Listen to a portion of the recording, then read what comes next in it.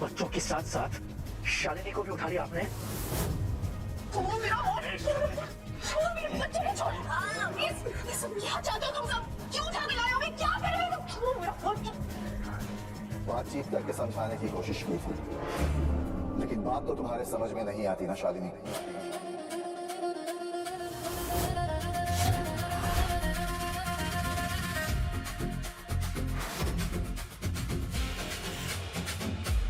इसीलिए दूसरा रास्ता इख्तियार करना पड़ा, किडनैप करना पड़ा, बंदूक उठानी पड़ी मुझे।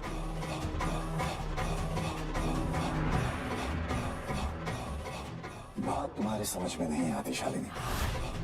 मैंने तुमसे कहा था कि हम एक परिवार हैं। We are family. तुम्हारी बहन मेरी बहू है, मेरे बेटे की बीवी है वो। क्यों झगड़ा करे, खत्म कर दे दो इसे। लेकिन तुम्हारी बात तो समझ में नहीं आती ना तुम्हें। उसके बावजूद भी तुम कोर्ट चली गई, केस कर दिया तुमने मेरे बेटे पे। अरे उसने कितनी बार तुमसे माफी मांगी, मिन्नतें की, हाथ जोड़े तुम्हारे, लेकिन उसके बावजूद भी तुमने केस वापस नहीं लिया। और इसलिए मुझे ये कदम उठाना पड़ा। बहुत जिद्दी हो तुम शालिनी, बहुत जिद्दी।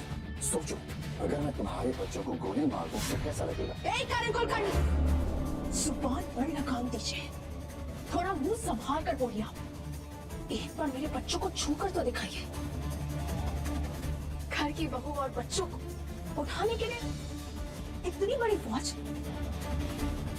कायर है आप, डरपोक, बुद्धिमान। जो बोलना है बोल, लेकिन एक बात कान खोल कर सुन लो। अभी भी टाइम है। आज तो नंदिनी ने डेट ले ली है, लेकिन अगली डेट पर तुम कोर्ट में ही जाओगी।